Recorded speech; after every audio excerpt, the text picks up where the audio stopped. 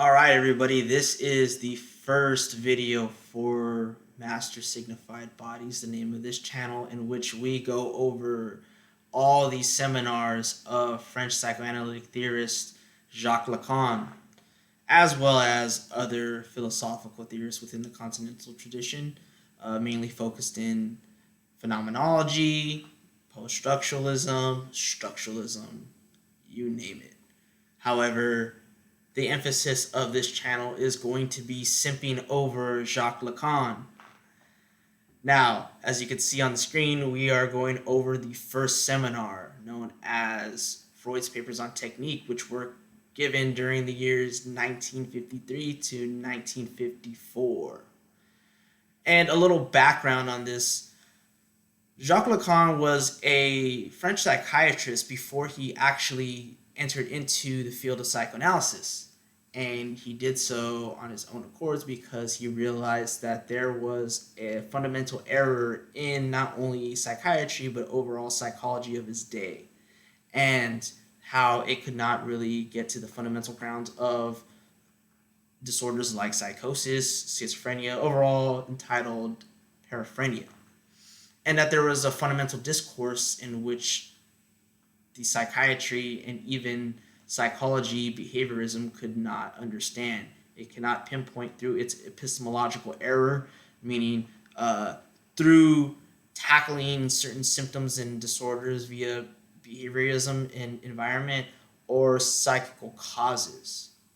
So Lacan decided to delve into the psychoanalytic region, and he battled with a lot, going through Melanie Klein, Anna Freud, and then mainly through the works of Freud himself.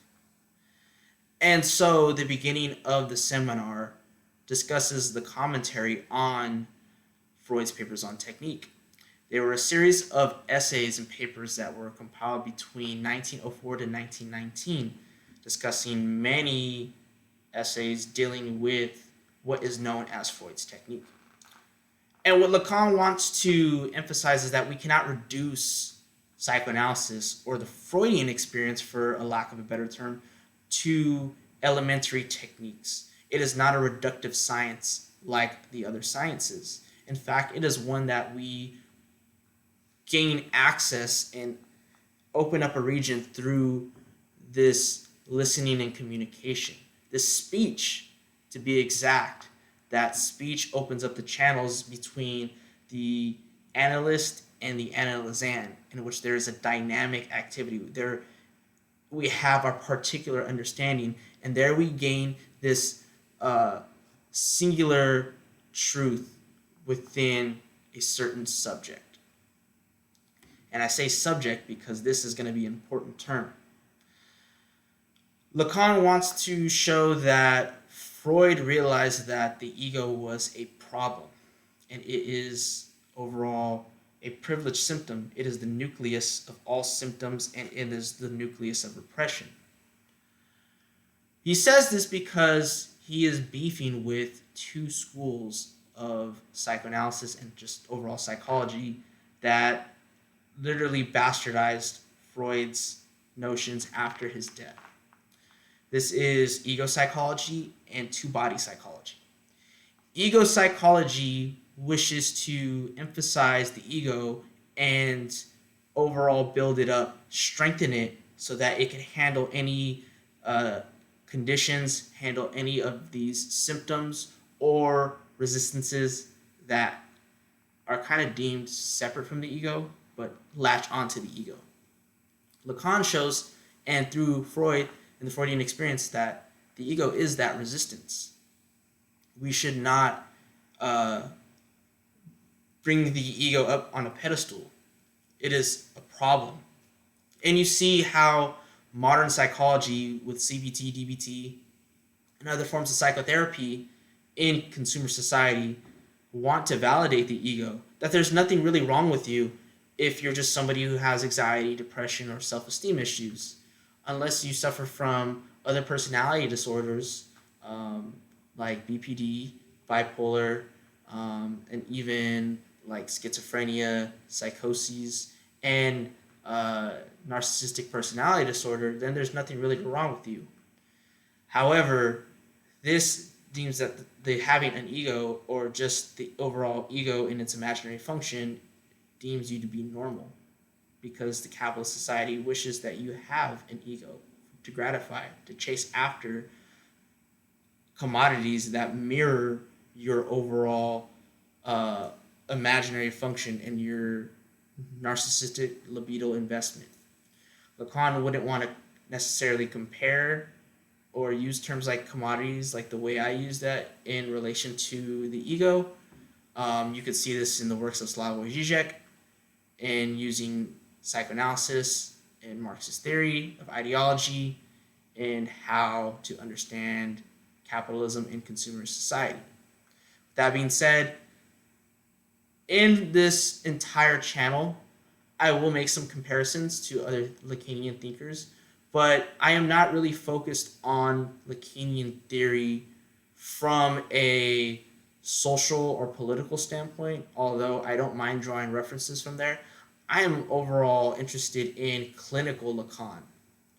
Even how can continental philosophy like phenomenology, existentialism, can apply to Lacanian theory to build our plethora of clinical concepts and even philosophical concepts to help us understand, to use Heideggerian's term, Dasein.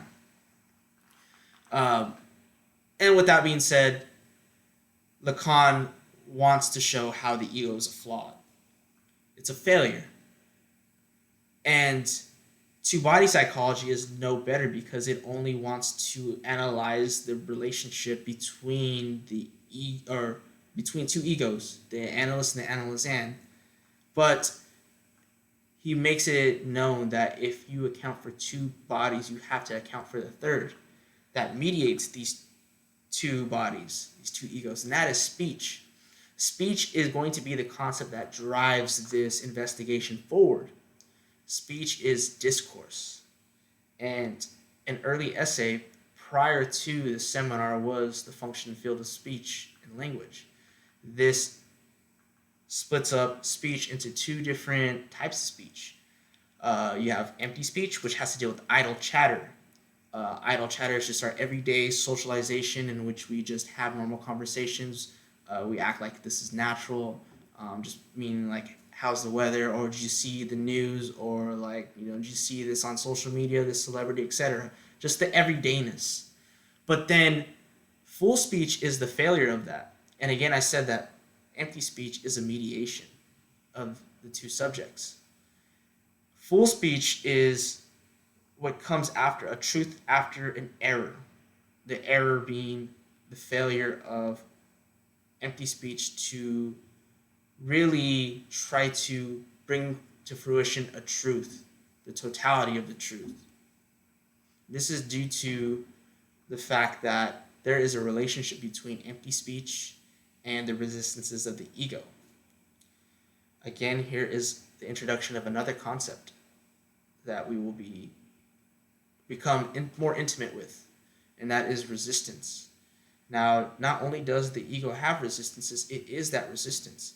It has this, shall I say, shell of resistance via fantasy, etc., or identifications with its own image to keep it from its own fragility into realizing the unconscious subjectivity or the subject, because the subject is unconscious. The ego, our conscious self, is a misrecognition. Now, I don't want to get too far into this because we have a whole lot to get into in this entire seminar, and it would be a shame to try to waste it all away in just one video. So I'm just going to keep it simple for now, and then we could literally get into that in the other videos. As you can see on the meme, the aim of analysis, according to Kanye West, is the reconstruction of the subject's history. This differs from psychotherapy, psychiatry, and any form of therapeutic treatment, because they are all aligned with an aim that is overall reductionist, follows a certain set of guidelines, And we said earlier that we shouldn't reduce Freud's system and technique and experience overall, the Freudian experience, to a set of techniques, guidelines, and a reductionist method or framework. It is something that is dialectical. It is something that is dynamic. It is something that allows for speech to have revelation, to be able to play itself out. These thoughts are in motion. This is what Lacan, again, wants to emphasize. Speech has this dynamic revelation, and it is not speech between one another. It is the speech of the patient, the analysand. The analyst's job is to listen, to keep that blank slate, and listen and see how these words unfold in this free association. And that even silence says something. The silence is the recognition of a resistance. When this happens, yes, maybe the therapist, the analyst will speak to get the person to speak. This is where the second concept comes in, and that is transference. And the transference is the phenomenon in which resistance is known and resistance manifests and projects upon into the analyst. And the analyst has the possibility of counter-transferring, or to produce what is called counter-transference. This is the dynamic of the egos upon other egos. This is taking place in the imaginary. Now, the imaginary is the register that Lacan wants to utilize, but he says this is not his, that all other psychologies or psychoanalysis has been utilizing the imaginary plane. What they failed to realize is the function of speech, and that the speech has a register of its own. It does situate the imaginary, but it is part of a register called the symbolic. This is what is revolutionary to this seminar. In his early works, like The Mirror Stage, he was focused on purely the imaginary realm. He was in his phenomenological stage and also in his beginning workings of psychoanalysis. But it is on the functional field of language and this seminar in which we see Lacan utilize the symbolic. And the symbolic, again, is the function of speech. It's a discourse, and it has its relationship to the imaginary. So the three concepts that we should focus on in this seminar dealing with Freud's papers on technique: one, speech, how it mediates, how it is what we are using and observing within psychoanalysis. Resistance and transference, which have a relationship. Resistance is of the ego.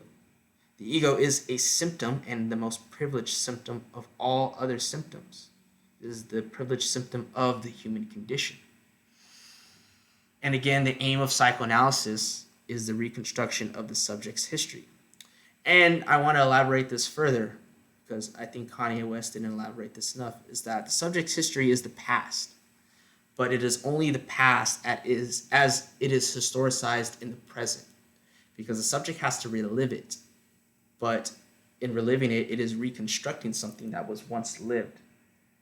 In this reconstruction, which is probably the most important to note, is that there is an affective feeling towards this, or an affective structure, that within creating meaning from the past, there are affects that arise, and these affects tell something in this reliving.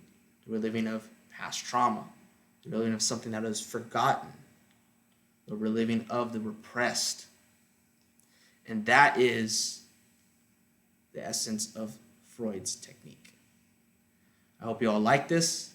This was the very first video, my very first YouTube video, and I hope you all learned something. If there was something that I missed or didn't elaborate, please leave a comment. If you like this video, hit the like button, and we'll be back for more. Enjoy your symptoms, everybody.